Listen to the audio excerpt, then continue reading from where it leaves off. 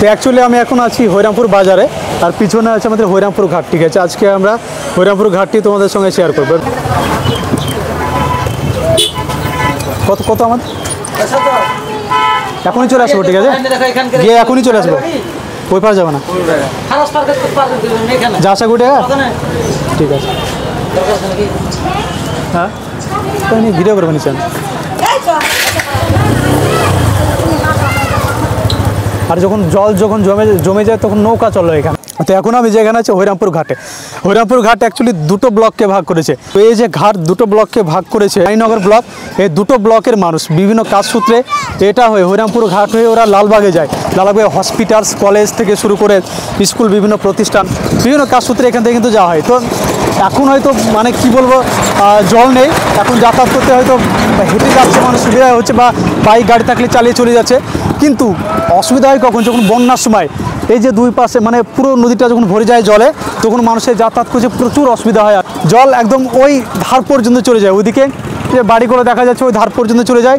এদিকে এই যে ধার, এদিকে মারো ক্যামেরা, এদিকে ওই ধার, ওই একদম ওই দোকানগুলো ধার পর্যন্ত জল চলে যায়। তো বন্যার সময় মানুষের যাতায়াতের প্রচুর কষ্ট হয়। নৌকার জন্য মানুষকে ওয়েট করতে হয়। নৌকার নিয়ে যখন মানুষ পারাপার হয়, ঠিক আছে, একবার ওখান থেকে মানুষ যখন তুলে এই পাড়ে নামাতে হয়, এখান থেকে ওই পাড়ে নামাতে হয়, মিনিমাম যে একটা সময় লাগে এটা পারাপার হওয়ার জন্য। তো অ্যাকচুয়ালি এখানে যদি ব্রিজ করা যায় তাহলে মানুষ অত্যন্ত সুবিধা হয়। আর যে দুই ব্লকের যে একটা আদান প্রদান একদম অতি সুন্দর হয়, আর সেজন্য আমরা চাইছি যেন এখানে ব্রিজ করা হয়।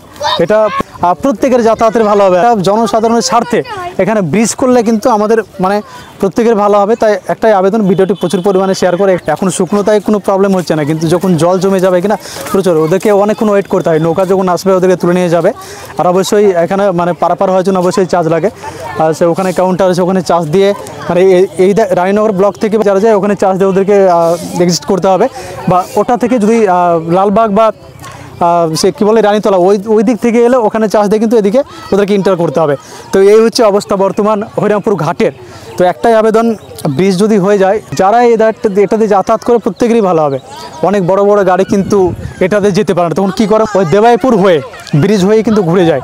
বিশেষ করে লালবাগ, ভগবানলা টু ব্লক থেকে যেসব গাড়িগুলো আসে ওরা এটা দিয়ে যেতে পারে না। ওরা এই এতটুকু রাস্তার জন্য ওদেরকে প্রায় মানে 25 কিলোমিটার ওদেরকে ঘুরে যেতে হয়। এটাতে গাড়িও চলাচল করছে, সেই লেভেলে গাড়ি হয়তো আসতে পারে না। ছোটো ছোটো চার চাকাগুলো আসছে, যেমন একটা আসছে দেখা যাচ্ছে, বাইক, সাইকেল, টোটো, এগুলো তো অনায়াসে এটাতে চলে যায়। বা আরেকটা কী বলে মানে ছোটো ছোটো গাড়িগুলো আর কি এটাতে যেতে পারবে। কিন্তু খুব বড় গাড়ি হয়ে গেলে লরি বা ট্র্যাক্টরও মোটামুটি এখন যেতে পারবে, যেটা এখন শুকনো আছে, বন্যার টাইম নয়। তো বড় গাড়ি হলে ওদেরকে প্রায় 25 কিলোমিটার ঘুরে আবার সেই ইসলামপুরে যেতে হবে বা রানীনগর যেতে হবে।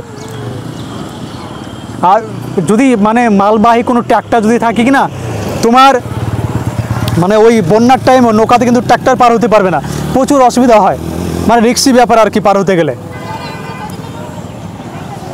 এইসব গাড়ি এখন যেহেতু শুকনো আছে অনায়াসে পার হয়ে যাবে। কিন্তু একটাই কি মানে সবই ঠিক আছে, এখন এভাবে চলে যাবে হয়তো, কিন্তু যখন বন্যার টাইম তখন সব থেকে বেশি প্রবলেম হয়। বড় বড় গাড়ি কিন্তু তখন মানে পার হতে পারে না। এসব টোটো পার হতে গেলে অনেক হেনস্থার মধ্যে পড়তে হয়, কারণ নৌকাতে করে ওদেরকে পার হতে হয়, ওয়েট করতে হয়। মানে এখান দিয়ে তো হিউজ পরিমাণে অনেক পরিমাণে মানুষ যাতায়াত করে, আপনারা বুঝতে পারছেন। এই যে ক্যামেরার পিছনে ওইদিকে এইদিকে ঘোরা একটু ক্যামেরা, ওইদিকে প্রায় দুটো ব্লক থেকে মানুষ এটা মানে এইদিকে মানে লালবাগের দিকে যায় আর ভগবানলা ব্লকের দিকে যায়। আর ওই পারে যেটা আছে সেটা হচ্ছে ভগবানলা 2 ব্লক। এছাড়া যারা লালবাগ থেকে অনেকে যাতায়াত করে, তো এই টোটাল মিলিয়ে হিউজ পরিমাণে মানুষ এটাতে যাতায়াত করে আর কি। তো ভিডিওটি তোমরা প্রচুর পরিমাণে শেয়ার করো, এখানে ব্রিজ হলে প্রত্যেকেরই ভালো এটা। তো ভিডিওটি দেখার জন্য থ্যাংক ইউ, টেক কেয়ার।